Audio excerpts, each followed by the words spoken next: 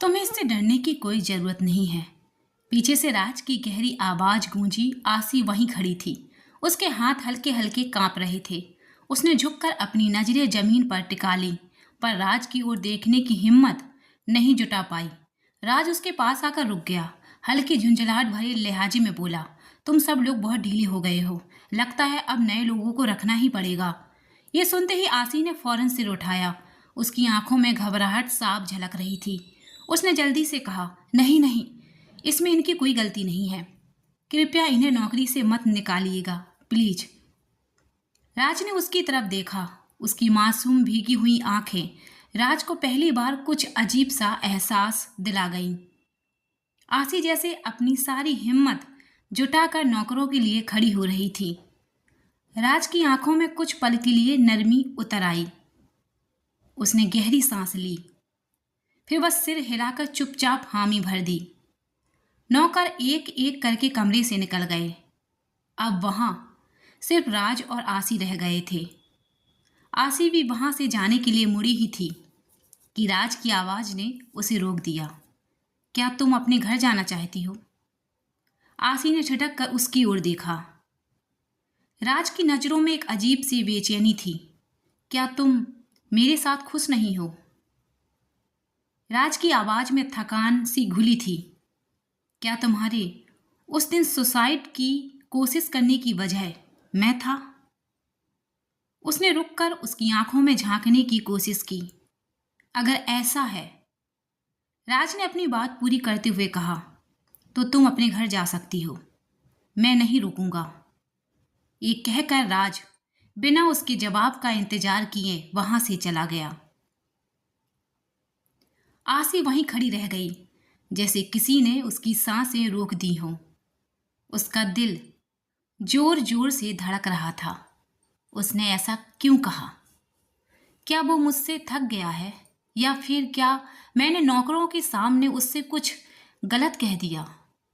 क्यों क्यों हर बार मैं उसके लिए एक अनकही पहेली बन जाती हूं?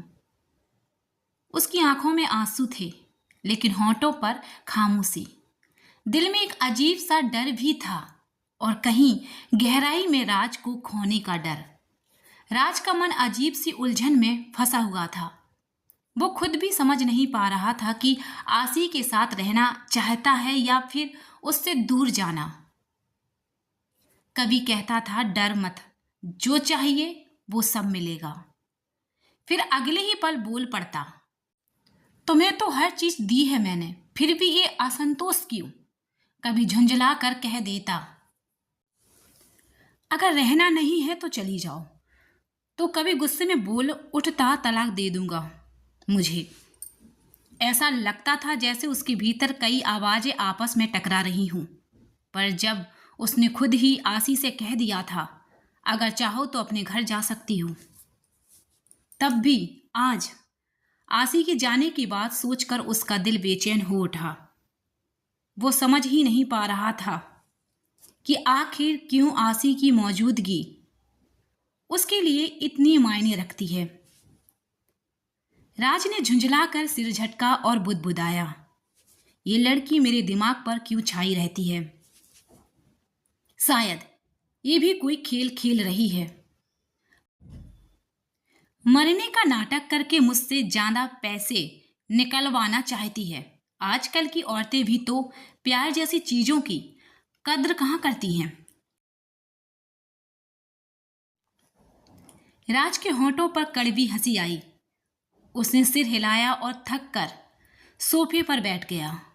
तभी जॉली कमरे में आया, हाथ में खाना लिए। राज ने उसे घूर कर देखा।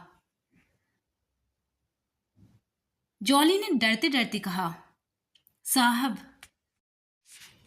ये खाना आसी मैम ने भिजवाया है। राज कुछ देर तक खामोश बैठा रहा। उसकी आंखों में उलझन साफ दिखाई दे रही थी। उसका दिल और दिमाग जैसे दो अलग दिशाओं में खींचे जा रहे थे।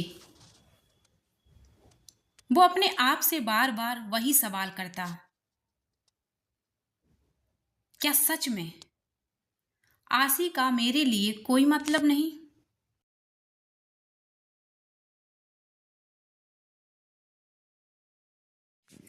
या फिर मैं खुद ही अपने जज्बातों से भाग रहा हूँ?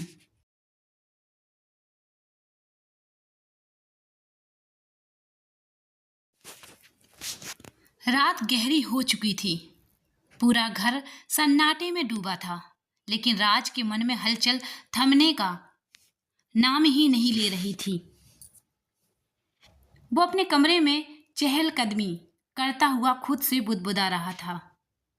अगर सच में उसे मुझसे कोई शिकायत है तो वो सीधे कह क्यों नहीं देती? क्यों चुपचाप सब सहती रहती है? उसकी आंखों में उलझन थी। उसके दिल में कहीं एक अजीब सी टिस। दूसरी ओर आसी खिड़की के पास बैठी थी।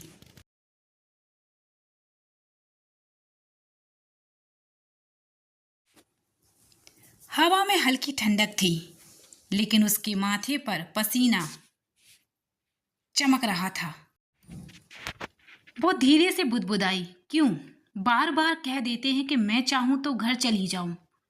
क्या सच में अब उन्हें मेरी जरूरत नहीं है? उसकी आंखों से आंसू टपक कर हथेलियों में गिरने लगे। उसे लग रहा था जैसे राज की दुनिया में उसकी जगह नहीं बची।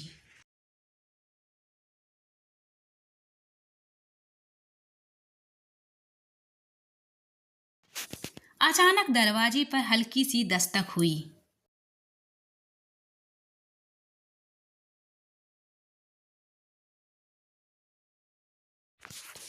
सामने जॉली खड़ा था। मैम, आप ठीक है ना? जॉली की आवाज में चिंता थी। आसी ने जबरन मुस्कुरा कर कहा, हाँ मैं ठीक हूँ, सब ठीक है। लेकिन जॉली की नज़र उसकी भीगी आंखों पर अटक गई। उसने धीरे से कहा, साहब आज बहुत परेशान लग रहे थे, बार बार आपको लेकर कुछ कहते रहे। आसी के दिल की धड़कन तेज हो गई। वो धीरे से फुसफुसाई, परेशान? लेकिन क्यों? जॉली के पास इसका जवाब नहीं था, बस धीरे से सिर हिलाकर चला गया। इधर राज। उसने कमरे की लाइट्स बंद कर दी, लेकिन नींद उसकी आंखों से कोसों दूर थी। वो करवट बदलते बदलते सोचने लगा।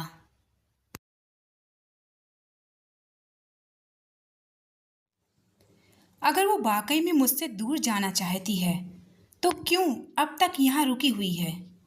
फिर अचानक ही उसके मन में शक की लहर दौड़ उठी। या फिर शायद वो सिर्फ सब्र कर रही है ताकि एक दिन मुझसे सब कुछ ले सके।